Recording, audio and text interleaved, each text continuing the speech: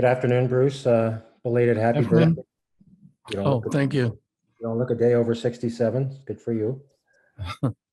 To start, What can you tell us about Besser, Pedersen, and Dickinson, who were supposed to join you in Florida? Were they on the ice this morning, and are they good to go tomorrow?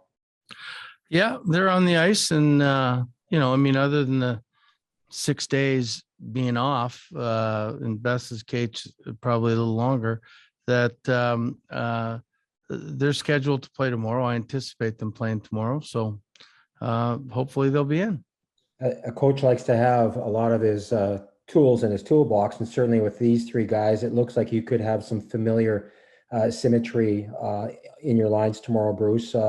Obviously, how vital is that? And do you have to manage minutes tomorrow with the guys being off for varying lengths of time here? Well, I think it'll all depend on how the game is. You're always managing minutes depending on the score and the type of game that it's going. But we'll be cognizant of the fact that these guys haven't been on the ice for a while, and as far as some symmetry, we haven't had them for a while, so we've been, Yeah. we've gone all that last trip, the Anaheim, LA, Seattle trip without Brock, and then I think Dickey didn't play the last game, and we haven't had PD all week, so it's the lines have been switched around a bit, but they'll all adjust. They always have, so I assume they will again. I don't know if you have any other questions, but I'm not seeing any of their hands raised here. Yep, go ahead. Hey, Bruce, I just want to talk a little bit about the opposition tomorrow night. You probably know Florida from another movie, but Huberdeau is on a crazy streak of I think 13 points in his last 5 games. He put up a 5 spot against Tampa last week, and they're the second highest scoring team in the league. Obviously, attention to detail is a well-worn phrase, but what about the Panthers? What do you have to guard against tomorrow night, Bruce?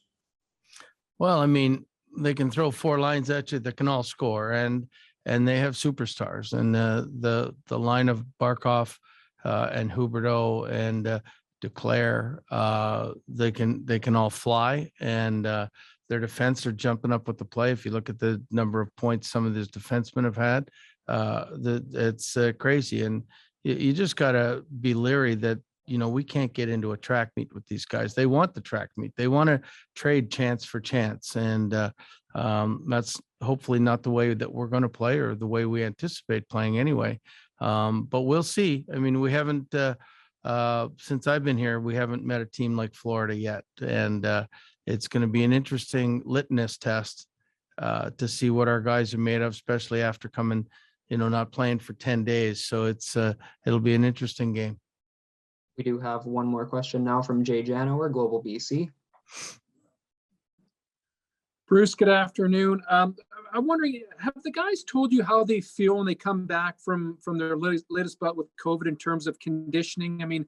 I know Brock's been out a little bit longer because of his situation, but thankfully PD wasn't out that much. What are you hearing from the guys, or maybe even what are you seeing when they step back on the ice? Well, there's not a player alive that won't say, "Hey, I feel great, coach. Put me in."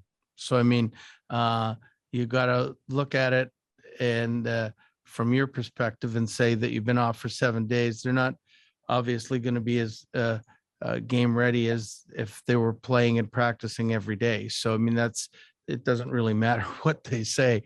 That's going to be the eye test. But these guys, all 3 of them, worked really hard today, and I think they'll be ready for tomorrow mentally. We'll see. What I tell them, you go as hard as you can for as long as you can, and see where it goes. So I'm sure their shifts will be a little shorter than normal, but it's not like they didn't do anything. This is how they played minor hockey. They'd practice once a week and play a game on the weekend. So it's back to that for some of them.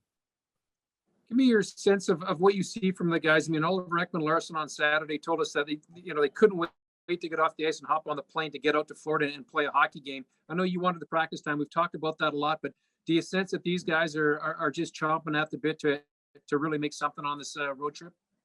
Well, I think they're really chomping at the bit to play the game.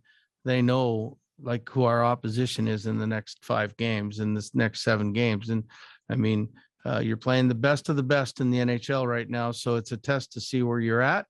And hopefully by this time next week that we'll have figured out that we passed the test, and can't wait to get home and play some games, because I think this will make after these 5 games would be like 8 or 9 in a row on the road.